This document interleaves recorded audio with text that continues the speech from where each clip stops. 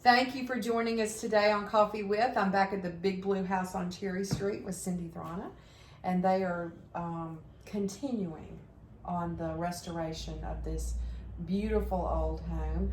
We are in the foyer, which is, as you stand outside and look at the house, this runs parallel to Cherry Street. It feels as long as Cherry Street. It's kind of a long gallery. Yep. It connects the rooms. Yeah. So tell us a little bit about this. We have some window seats here. We're looking into kind of the main part of the house. Tell us a little bit about this room, what it possibly would have been used for, and what your plans are. Well, basically this room or space really was a receiving room. This woman would have had servants. All the rooms in the house have these mother of pearl call buttons in the door frames. So if someone came, the butler would answer the door.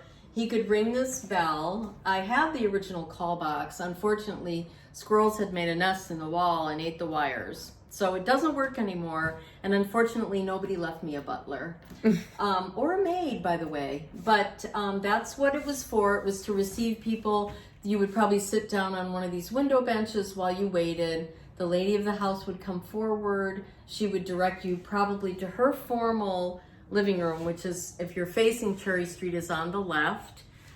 She also has a room separate from that is an informal living room just for herself. But it's a pretty room. It's filled with arches, which is a lot of arches in this house on the outside and all around, which is sort of a Palladian type of style. And these windows, the one I'm showing right now, there's one on either side of the door. Correct. And that's actually, if you can see the traffic out there, I think there's too much of a glare. This is actually facing Cherry Street. Correct. And these are, do you call these window seats? Absolutely. Okay. Yeah, absolutely. And what would these, I don't know if y'all can tell, these are inset areas. What would these have been used for? Because there's one on either side of the door. I think just to receive people, or it could also be like a little area to sit and read or write a letter, because you'd have decent light in here. I really think that this area was basically just a architectural thing that they did, that they wanted a gracious looking home, a stately looking home, and this was how to achieve it, because it's almost the full width of the house. And if you could imagine then, let's say a carpet runner in here going the whole length. Right now this is painted from the 80s. I would only have to call this burnt orange. It's really bad. Yeah, let me give them a It's good. not stable on the walls. Like if I come over here, I can literally take my fingertips and pull the paint off the walls.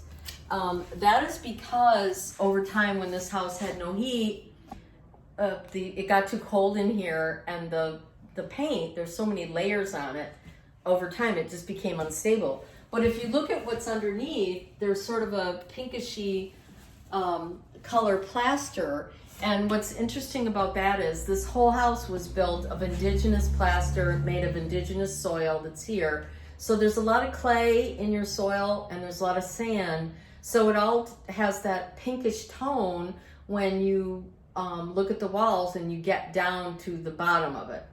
It's all got that pink tone to it. So it's kind of interesting. And when you go to take these walls out, like I have in several rooms, it is heavy, heavy, heavy stuff. It is like cement. But it does have its good properties. I mean, the house stays cool once you cool it down. I'm not so sure about the heat element at this point. I haven't been through that.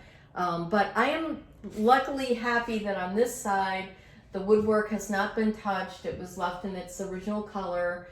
It needs some cleaning.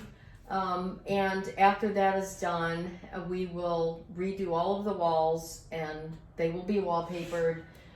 There's a domed or curved ceiling here, which is very pretty. And you can really see the color of the pink clay in some of the areas where the ceiling has let go. The insulation in this house is a heavy, heavy batting.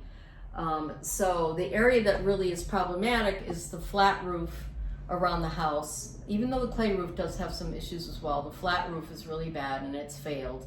And that's where a lot of the damage is coming from.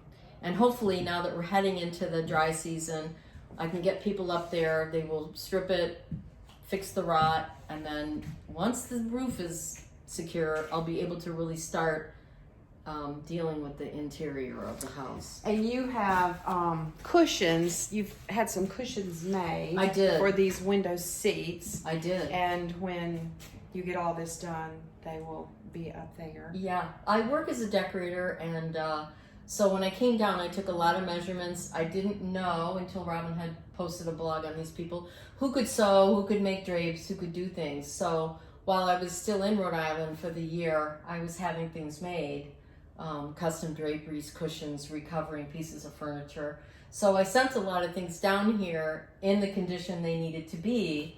So now I just need to make the rooms look like they belong there instead of a haunted house.